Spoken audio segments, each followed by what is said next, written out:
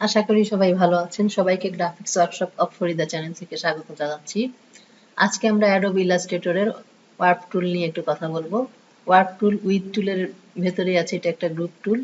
তো এটা আমরা এখানে ক্লিক করলেও সিলেক্ট হবে, অথবা আমরা যদি শিফট প্লাস আর প্রেস করি তাহলে এটা সিলেক্ট হবে।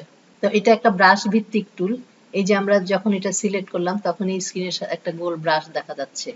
তো এই ব্রাশটা আমরা ইচ্ছা মতো ছোট বা বড় করতে পারি। আমাদের অবজেক্টের সাইজ এবং কাজের ধরনের উপর নির্ভর করে ব্রাশটাকে আমরা ছোট কিংবা বড় করে নিব। ছোট কিংবা বড় করার জন্য কিবোর্ডে অল্টার প্লাস শিফট ধরলে এটা সমানভাবে দৈর্ঘ্য প্রস্থ ছোট বড় হবে। আবার যদি মাউস ড্র্যাগের মাধ্যমে এটা ছোট কিংবা বড় করে নিতে পারি। আর যদি শুধু অল্টার কি ধরি শিফট বাদ দিয়ে, তাহলে এটা এরকম চ্যাপ্টা বা লম্বাটে এরকম ছোট কিংবা বড় হবে। শুধু অল্টার কির সাহায্যে এটা করতে পারি। আর এছাড়া এখানে ডবল ক্লিক দিলে পরে আমাদের যে অপশন বক্স আসবে সেখান থেকে আমরা ইচ্ছা মতো ছোট বা বড় করে নিতে পারি। এখানে ডিফল্ট সাধারণত 100x100 থাকে, 100 পিক্সেল বাই 100 পিক্সেল। ওকে, এটা একটা ডিফল্ট সেটিং।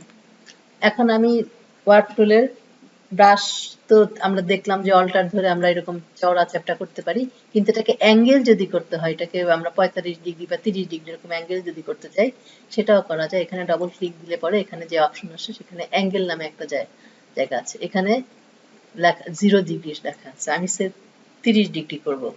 তাহলে 30 লিখে ওকে দিয়ে দিলে এখন দেখেন যে ব্রাশটা আসছে এটা 30 ডিগ্রি অ্যাঙ্গেলে আছে। এবার আমরা দেখব কিভাবে এটাকে আবার আগের মতো করে ফেলি।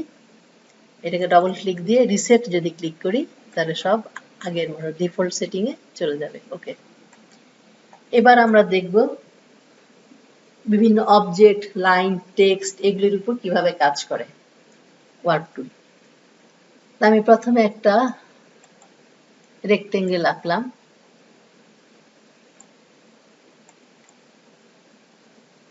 আমি ব্রাশটাকে একটু ছোট করে নিব, 100 রাখবো না। আমি এখন মাউস ড্র্যাগের মাধ্যমেও ছোট করতে পারি, অথবা ওখানে ক্লিক করেও ছোট করতে পারি। এখানে ডবল ক্লিক দিয়েও আমি ছোট করে নিতে পারি। আমি এখানে এটা 20-20 করব, 20-20। ওকে, এখানে আমার অ্যাঙ্গেল 0ই থাকুক এবং ইন্টেন্সিটি ডিফল্ট 50 থেকে 50ই থাকুক।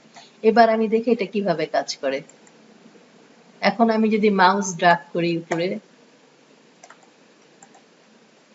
দেখি মাউস যদি ড্র্যাগ করি যেটা এরকম উপরের দিকে বেড়ে যাচ্ছে, অর্থাৎ আমি যতবার টানবো ততবারই একটু একটু করে বড় হবে, তবে অল্প অল্প করে বড় হচ্ছে। আর আমি যদি চাই একবার টান দিলে অনেকখানি বড় হবে, তাহলে আমি এখানে ডবল ক্লিক করে ইন্টেন্সিটিটা বাড়িয়ে দেব। ইন্টেন্সিটিটা খুবই ইম্পর্টেন্ট। এখানে 50 দেওয়া আছে, আমি এখানে এটা কমিয়ে, আমার কাজের উপর নির্ভর করে কখনো কমিয়ে কখনো বাড়িয়ে এটাকে আমি অ্যাডজাস্ট করে নিব। আমি এখন বেশি বাড়াতে চাচ্ছি, সেই কারণে আমি এখানে 100 সিলেক্ট করব, তারপর ওকে। এখন দেখেন মাউস যদি একবার ড্র্যাগ করি অনেকখানি বেড়ে যাচ্ছে। আর যখন কম ছিল মাউস আমি যদি এটাকে কমিয়ে দিই, ইন্টেন্সিটি 10 করে দিই, ওকে, তাহলে মাউস ড্র্যাগ করলে খুব সামান্য একটু বাড়বে। তাহলে ইন্টেন্সিটি আমাদের অনেক গুরুত্বপূর্ণ জিনিস এবং এটা আমরা আমাদের প্রয়োজন মতো ব্যবহার করব। এখানে আরেকটা অপশন আছে, সেটা হচ্ছে ডিটেল এবং সিম্পলিফাই। তো সিম্পলিফাইটা হচ্ছে, সিম্পলিফাই থাকলে আমাদের এই যে এখানে ব্রাশ ড্র্যাগ করার পর যে অংশটা বড় হয়েছে, এখানে অ্যাঙ্কর পয়েন্ট বা খাজ কম তৈরি হয়েছে, কর্নার কম তৈরি হয়েছে। সিম্পলিফাই বেশি থাকলে কর্নার কম তৈরি হয়। আর যদি ডিটেল বাড়িয়ে দেই তাহলে এখানে একটু কর্নার বা খাজ কাটা বা একটু রাফনেস তৈরি হয়। তা আমি একটু ডিটেলটাকে বাড়িয়ে দিলাম আর সিম্পলিফাইটাকে কমিয়ে দিলাম। ওকে, এখন যদি আমি মাউস ড্র্যাগ করি, এটা 100 করে দিলাম, এখন কি হয় দেখি। দেখেন এখন এখানে অনেকগুলো খাজ বা কর্নার বা অ্যাঙ্কর পয়েন্ট তৈরি হয়েছে। এই যে এটা একটু আঁকা বাঁকা অ্যাঙ্কর পয়েন্ট, এখানে কিন্তু সেরকম তৈরি হয়নি, বাট এখানে তৈরি হয়েছে। এটাই হচ্ছে সিম্পলিফাই এবং ডিটেলের পার্থক্য। ডিটেল বাড়িয়ে দিলে এবং সিম্পলিফাই কমিয়ে দিলে আমাদের এখানে খাজ বেশি তৈরি হবে, রুক্ষতা, একটা রাফনেস আসবে। ওকে, এটা গেল হচ্ছে আমাদের অবজেক্টের উপর কিভাবে ওয়ার্প টুলটা কাজ করে আমরা দেখলাম। এখন আমি দেখব যে একটা লাইনের উপর কিভাবে ওয়ার্প টুল কাজ করে। আমি একটা লাইন সিম্পল একটা লাইন ড্রয়িং করলাম। আমি যদি এখানে 100 যদি করি তাহলে আচ্ছা 100 থাকুক, আমি 100 দিয়ে একবার করব, একটু কমিয়ে দিয়ে একবার করব। এখানে 100 থাকা অবস্থায় আমি যদি ওয়ার্প করি, মাউসটার উপর ড্রাগ করলে দেখেন আমার এরকম ভাবে আঁকা বাঁকা হয়েছে, মানে অনেক বেশি হয়েছে। আবার আমি যদি কমিয়ে দেই, এখানে ডবল ক্লিক করে 100 এর পরিবর্তে 10 কিংবা 20 করে দেই, তারপর ওকে। এবার যদি আমি ড্রাগ করি,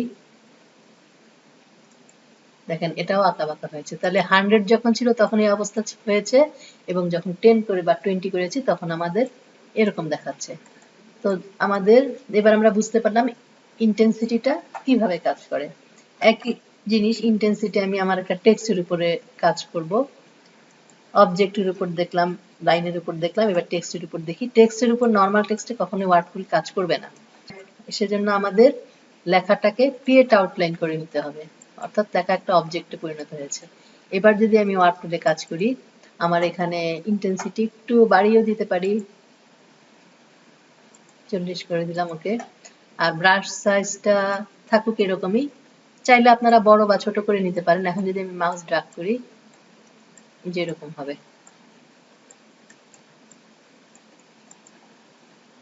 তাহলে আমরা লেখার উপর এভাবে তৈরি করে বিভিন্ন সময় বিভিন্ন ডিজাইন তৈরি করে নিতে পারি।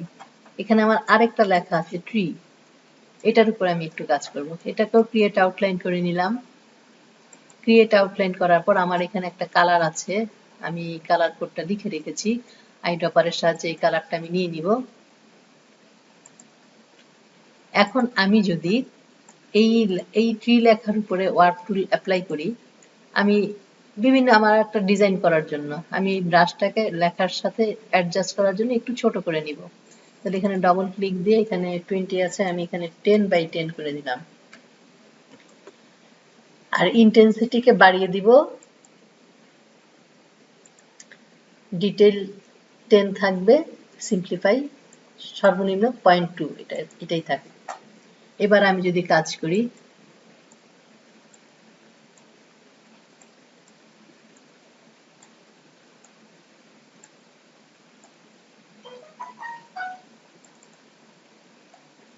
এটাকে 100 করে দিলাম।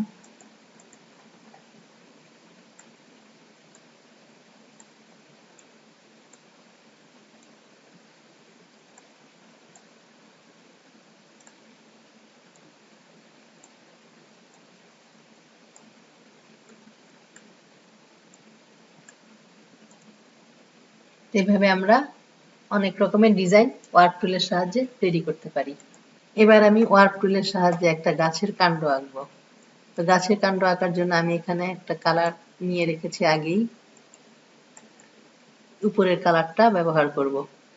তো সেজন্য আমি প্রথমে একটা রেক্টেঙ্গেল এঁকে নিব।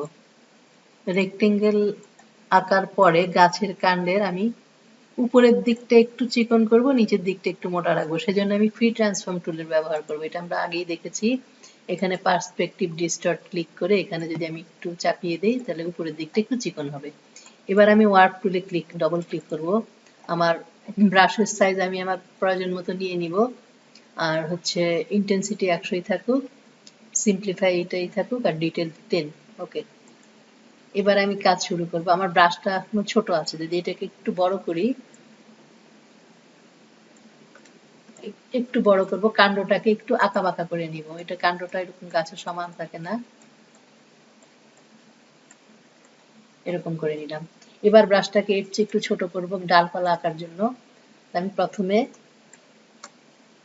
এখান থেকে মাউস ড্র্যাগ করে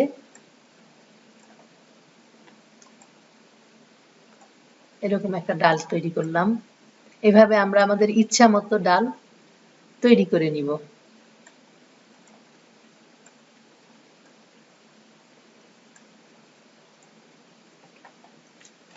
আবার যদি একটু ছোট ডাল তৈরি করতে হয়, এখান থেকে আমি ছোট ছোট শাখা প্রশাখা তৈরি করব, সেই ক্ষেত্রে ব্রাশটাকে একটু ছোট করে নিব। অল্টার এবং শিফট ধরে মাউস ড্র্যাগ করে ছোট করে এখান থেকে আমি ছোট ছোট ডালপালা তৈরি করতে পারি।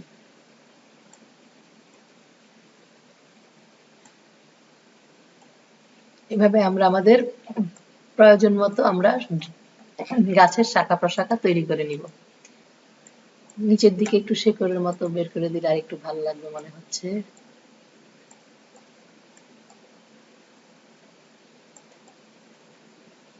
ব্যাস, তাহলে একটা গাছের কাণ্ড হয়ে গেল।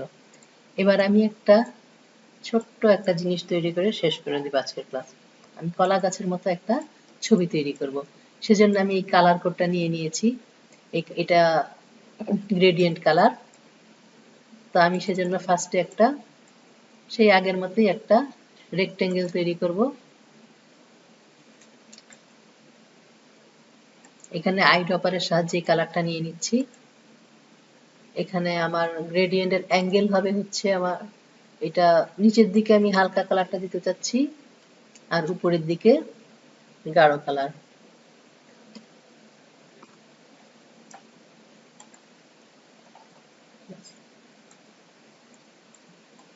আমি ট্রান্সফর্ম টুলের সাহায্যে আমার ইচ্ছা মতো ছোট বা বড় এরকম চেঞ্জ করে নিতে পারি।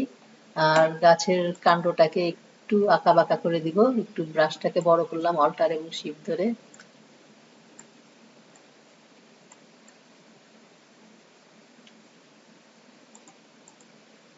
এবার আমি কলা গাছের পাতা তৈরি করব। এটা থাকুক এখানে। পাতা তৈরি করার জন্য আমি পেন টুলের সাহায্য নিব। পেন টুল দিয়ে একটা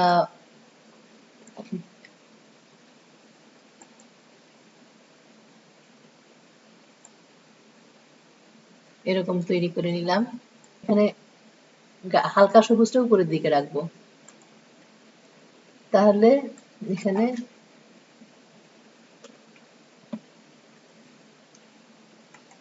মাইনাস করে দিলাম আর এটাকে একটু ঠিক আছে এরকমই থাকুক।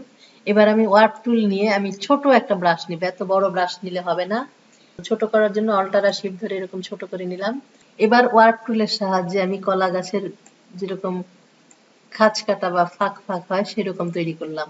এটা বেশি এইটা ব্রাশটা আর একটু ছোট করে এরপরেরটা আর একটু ছোট করে দিলাম।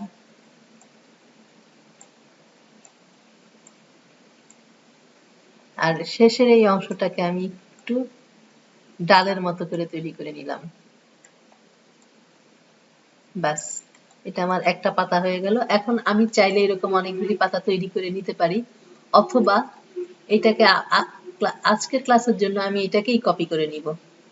এটাকে অল্টার ধরে টান দিয়ে এটাকে একটু মাউস ড্রাগের সাহায্যে মানে রোটেট করে দিলাম, একটু ছোট করে দিলাম, আবার একটা কপি করে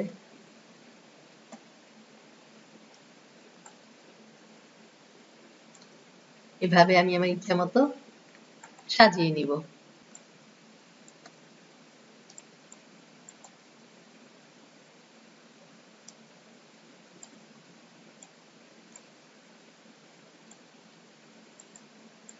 বাস, এভাবে আমি বানিয়ে নিলাম একটা কলা গাছ। তবে এই কলা গাছটা খুব যে সুন্দর হয়েছে তা না, আমি এরপরে আরেকটা ক্লাসে এর চেয়ে ভালো একটা গাছ এঁকে দেখাবো।